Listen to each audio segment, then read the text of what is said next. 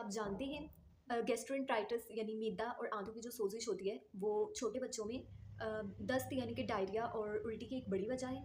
ख़ासतौर पर जो 5 साल से कम उम्र के जो बच्चे होते हैं ना, और उनमें भी वो बच्चे जो कि ब्रेस्ट फीडिंग से नहीं गुजरे होते, तो उनकी जो इम्यूनिटी होती है वो बहुत वीक होती है। तो इसके जो जरासीम होते हैं गैस्ट्रोएंटेराइटिस के, ये इजीली उनकी बॉडी में जो है ना वो दाखिल हो जाते हैं, मसलन अनहाइजीनिक फूड का यूज़ करने से या फिर आलूदा पानी पीने की वजह से। और ख़ास तौर पर वो बच्चे जिनकी ना उल्टी नहीं रुक रही होती, क्योंकि उल्टी नहीं रुकेगी तो ओआरएस उनकी बॉडी में नहीं टिकेगा।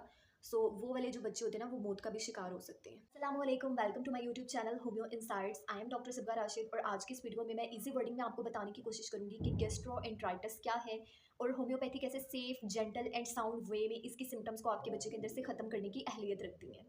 सो ये जो गैस्ट्रोएंटेराइटिस है, ये दो वर्ड्स होते हैं, गैस्टर एंड एंटेराइटिस। यानी कि गैस्टर कहते हैं स्टोमिक यानी मैदे को, एंड एंटेराइटिस यानी कि आंतों की सोजिश। सो इसमें ये होता है कि मैदे और आंतों की सोजिश हो जाती है। अब ये सोजिश क्यों होती है? तो ये होती है जर्म्स की वजह से, जो कि बॉडी में डिफरेंट वजूहात की बिना पर दाखिल हो सकते हैं। तो इसकी जो सबसे पहली और बड़ी वजह है वो ये है कि गंदा पानी इस्तेमाल करना, आलूदा पानी पी लेना। इसके अलावा जो बच्चे वॉशरूम यूज़ करने के बाद लापरवाही में अपने हाथ नहीं धोते, हैंड वॉश नहीं करते और उसी हाथ से वो खाना खाने लग जाते हैं, सो उसकी वजह से भी जर्म्स जो है वो बॉडी में जा सकते हैं। इसके अलावा बाहर के खाने खाने या फिर बासी खाना वगैरह खाने से भी जो है वो जर्म्स बॉडी के अंदर जा सकते हैं। या फिर ऐसा हो कि आलूदा दूध पी लिया है, ख़राब दूध पी लिया, या फिर ये कि दूध को बॉयल किए बगैर इस्तेमाल कर लिया, या फिर फीडर को वॉश किए बगैर उसी पुराने फीडर या गंदे फीडर में ही दूध को पी लेना।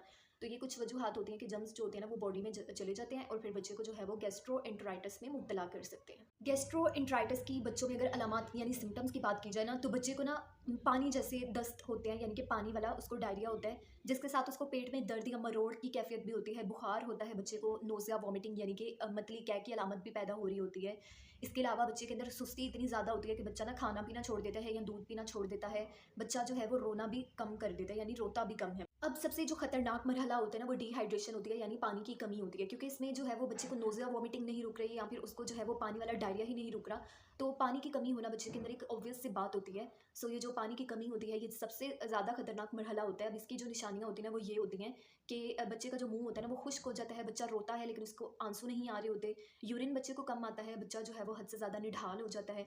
बच्चे की जो आँखें होती हैं, कह लें कि वो सनकन आइज़ की कंडीशन पैदा हो जाती है, यानी आँखें जो है वो अंदर को चली जाती हैं, आँखें अंदर को धंस जाती हैं। अब आते हैं इसके ट्रीटमेंट के ऊपर, तो होम्योपैथी इसके लिए एक सेफ, जेंटल एंड साउंड वे है ट्रीटमेंट का, जो कि आपके बच्चे को बगैर किसी साइड इफेक्ट्स के बिल्कुल जो है वो गैस्ट्रोएंटेराइटिस से निजात दिला देता है, क्योर कर देता है, बल्कि बच्चा जो है वो पहले से भी ज़्यादा सेहतमंद हो जाता है। तो होम्योपैथी में मेडिसिन हमेशा जो है वो पेशेंट की कॉन्स्टिट्यूशन को, उसकी फिजियोग्नोमी को, उसकी साइकोलॉजी को, उसके टेम्परामेंट को, उसके थर्मल रिलेशन को, मोस्ट इंपॉर्टेंटली उसकी इंडिविजुअलाइजेशन यानी कि इंफरादियत को मद्देनजर रखकर दी जाती है। सो यहाँ पर जो मैं आपको मेडिसिन बताऊंगी वो जस्ट फॉर मैं अवेयरनेस बताऊंगी। इसकी एक मेडिसिन पूडोफाइलम होती है, जिसमें बच्चे को सुबह उठते ही पानी जैसा डायरिया होता है या पानी जैसे दस्त आते हैं, पेट में गुड़गड़ाहट की आवाज़ होती है और बच्चा जो है वो बहुत बेहद कमज़ोर हो। इसकी एक मेडिसिन आर्सेनिकम एल्बम भी होती है, जो कि कह लें कि गंदा खाना खाने की वजह से, आलूदा दूध पीने की वजह से जो बच्चे को गैस्ट्रोएंटेराइटिस हो जाता है ना, उसको ये आर्सेनिकम एल्बम ही कवर करती है, जिसमें बच्चे को जो है वो ऑफेंसिव डायरिया होता है, यानी इंतहाई बदबूदार, कह लें बदबूदार किस्म के दस्त और बच्चे को उसकी शिकायत होती है। और बच्चे के अंदर बेचैनी इतनी ज़्यादा होती है, वो थोड़ी-थोड़ी देर बाद पानी माँग रहा होता है, बट वो पानी को ना एकदम से नहीं पीता, बस घूँट-घूँट पानी पीता है। कह लें बच्चे के अंदर ना बेचैनी की कैफ़ियत बहुत ज़्यादा होती है।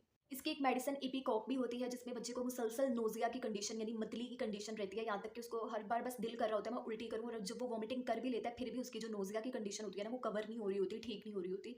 ज़ुबान जो होती है ना बच्चे की काफ़ी साफ़ होती है, तो इसमें जो है ना मुसलसल ना रुकने वाली जो उल्टी और नोज़िया है मेनली इपिकॉक उसको कवर करती है। इसकी एक मेडिसिन चाइना ऑफिशिनालिस भी होती है, जिसमें मेनली ये होता है कि बहुत ज़्यादा दस्त आने के बाद या उल्टी, कह लें कि पानी का बॉडी के अंदर से पानी लॉस होने की वजह से, इलेक्ट्रोलाइट्स लॉस होने की वजह से जो कमज़ोरी आती है ना बच्चे को, तो ये चाइना ऑफिशिनालिस उसी को कवर करती है। इसकी एक मेडिसिन जो है वो विरेट्रम एल्बम भी होती है, जो कि ना स्वेयर केसेस जो होते हैं ना गैस्ट्रोएंटेराइटिस के, उसमें दी जाती है, जिसमें पानी का इतना लॉस हो गया बॉडी से डायरिया और वॉमिटिंग की शक्ल में कि अब जो है ना बच्चे का जिस्म ठंडा हो गया, उसको ठंडे पसीने आने लग गए हैं, कह लें एक कोलैप्स की कंडीशन पैदा हो गई है, तो उसको जो है वो विरेट्रम एल्बम कवर करती है। घर पे कुछ इक़दामात हैं जो आप कर सकती हैं, वो ये है कि बच्चे को ना हर दफ़ा दस्त के बाद या डायरिया के बाद आप उसको हर दफ़ा जो है वो ओआरएस का इस्तेमाल करवाएँ, पानी उसको उबला हुआ इस्तेमाल करवाएँ। अगर उसका खाना खाने को दिल नहीं कर रहा तो ज़बरदस्ती उसको खाना मत दें।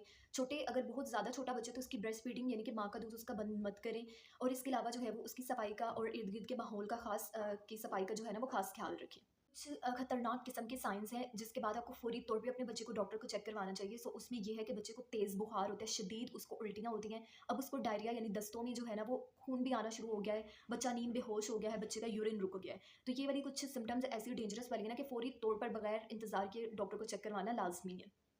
थी गैस्ट्रोएंटराइटिस और उसकी होम्योपैथिक मैनेजमेंट। आई होप आपको ये वीडियो अच्छी लगी होगी। लास्ट तक देखने का शुक्रिया। अगर आपको ये वीडियो अच्छी लगी है तो इसको लाजमी आगे शेयर करें, मेरे चैनल को सब्सक्राइब करें, ताकि इसी तरह से जो बच्चों और औरतों की डिजीज़ कंडीशंस के ऊपर मैं वीडियोस बनाती हूँ होम्योपैथिक मैनेजमेंट के साथ, वो इजीली आपके पास सबसे पहले पहुँच सकें।